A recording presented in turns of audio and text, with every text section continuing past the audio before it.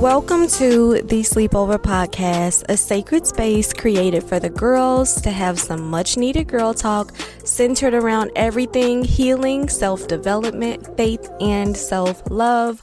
I'm your host, Rickeshia Cox.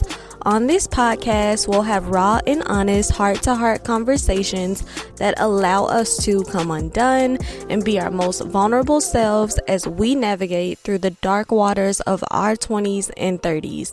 Honestly, boldly, and faithfully. So put on your pajamas, grab your favorite drink, your favorite girls, and come with an open heart and honest mind because it's time for the sleepover.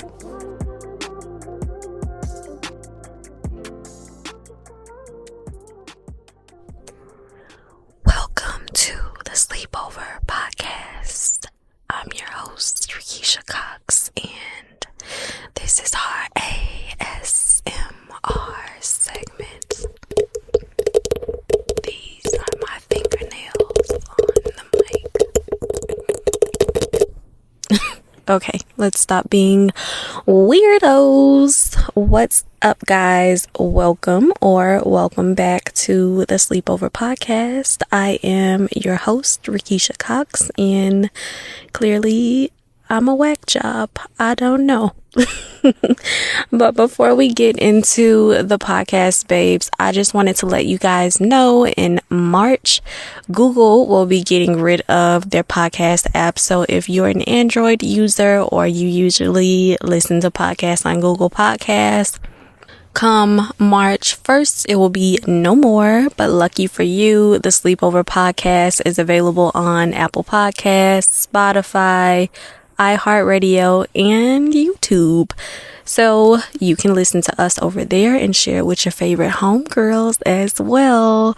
So I think we should start this episode out with we need to start doing some segments like sleepover sips or something where I tell you guys what I'm sipping on, because talking so much on here has me parched and I always feel like I need a sip.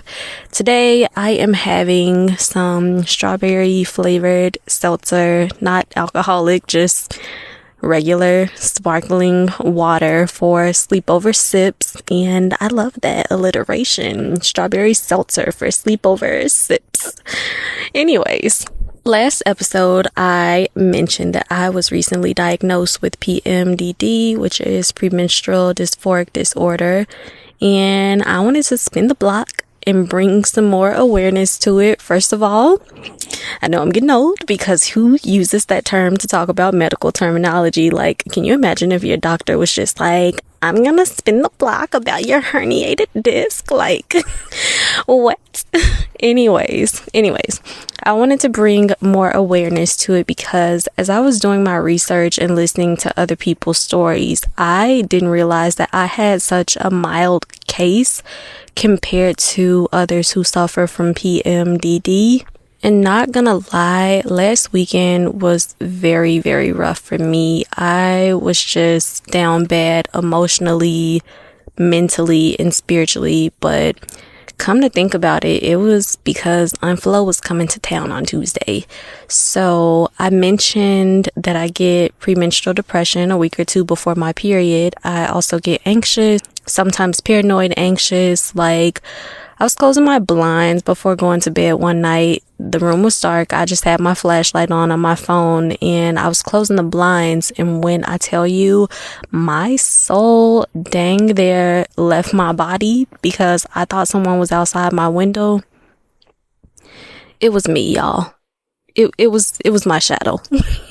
Aside from feeling anxious and depressed, I also get night sweats. I feel fatigued and restless, and the mood swings be swangin'. If I could describe it as anything, I would say it feels like it's similar to grief, like this dark cloud that's just hovering over you, and you're just not sure why you're sad, but you're sad, and sometimes it'll go away for a bit, but then it comes right back.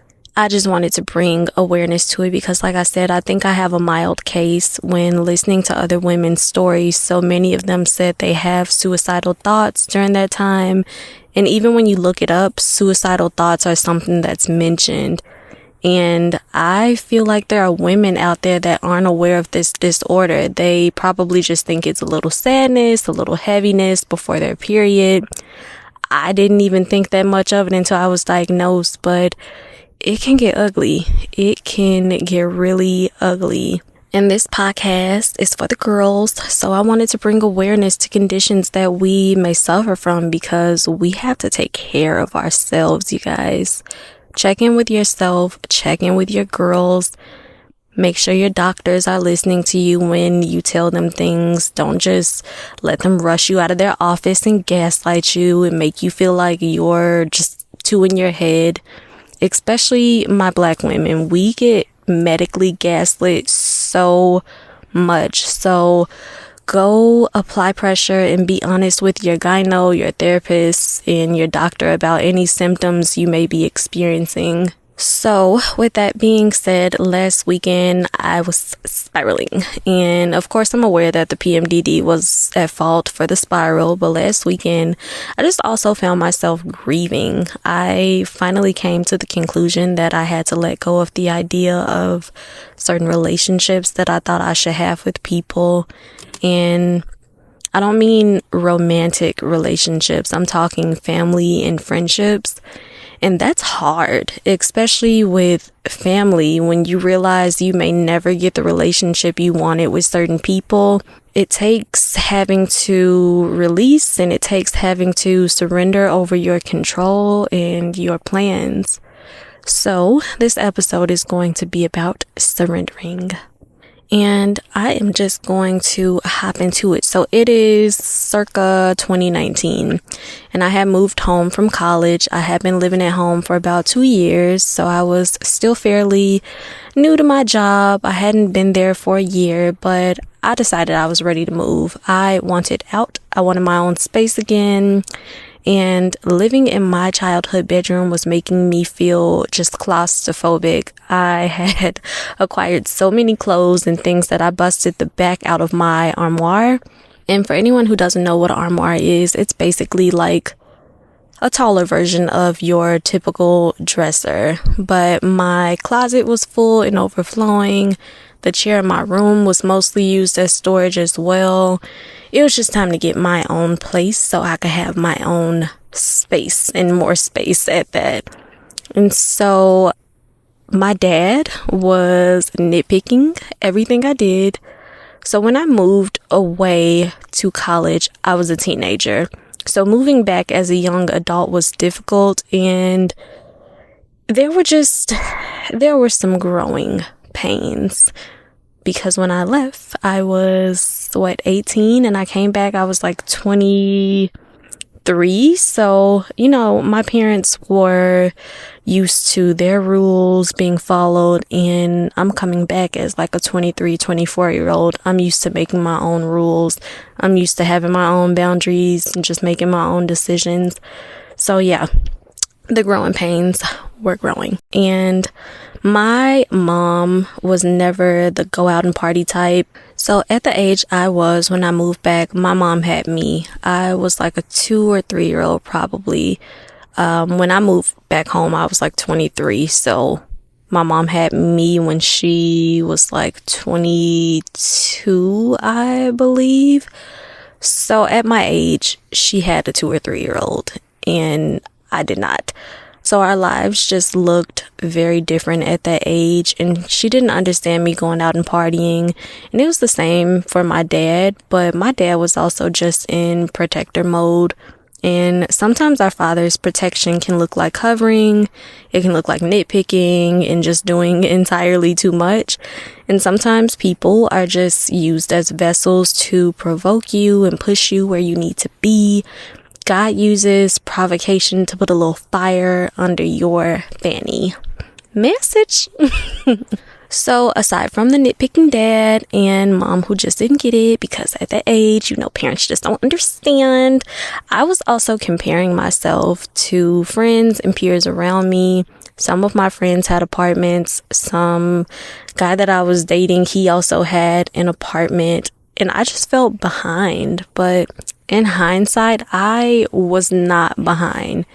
More of my friends at the time lived at home compared to the friends who had apartments, but when you're rushing, you don't allow yourself the time to slow down and come back into your reality.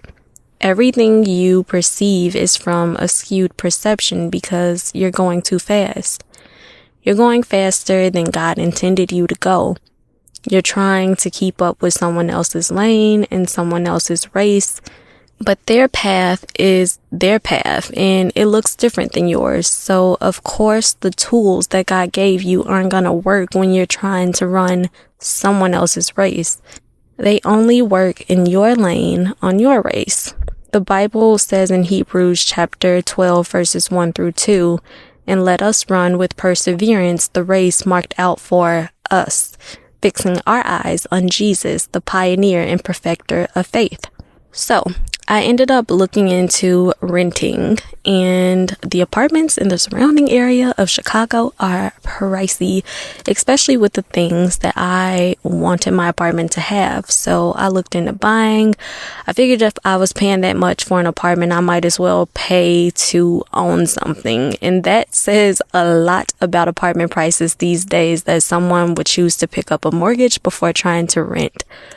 But I found a place that I liked enough. I worked with my realtor and had everything set up and in place. I had a closing date set for about 3 to 4 weeks out. Had my money lined up, my ducks in a row, inspection fees paid. I had to do an interview with the HOA board and everything. And I went with my parents for inspection and everything was fine. But a few days later, my dad was like, "I feel like that apartment is a dark hole of death."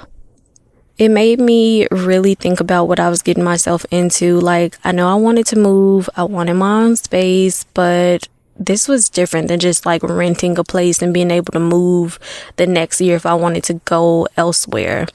My dad was saying, like, what if within the next couple of years you want to be in a different neighborhood, or what if life circumstances require you to need more space than just like a 1-bedroom apartment?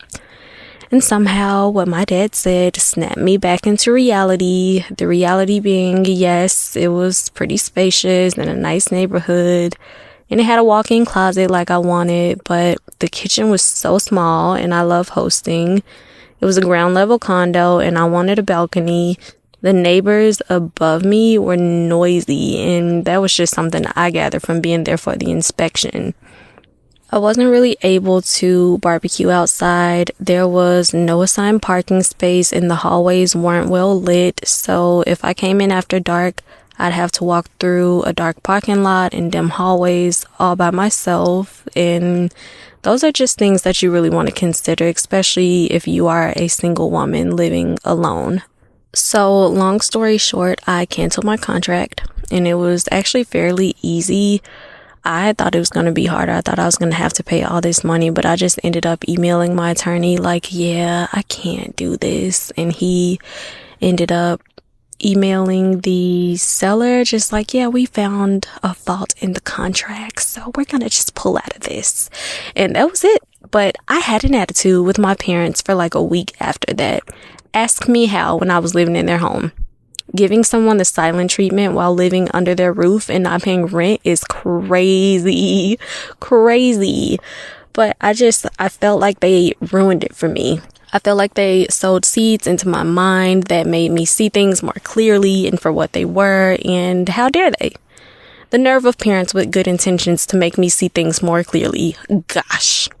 But within that week, I decided I was going to look into rentals again. So that following week, I had a viewing scheduled in a nearby city. I drove silently there with my mom because we still weren't really speaking. But that didn't last long because, child, this apartment, it was a mess. It was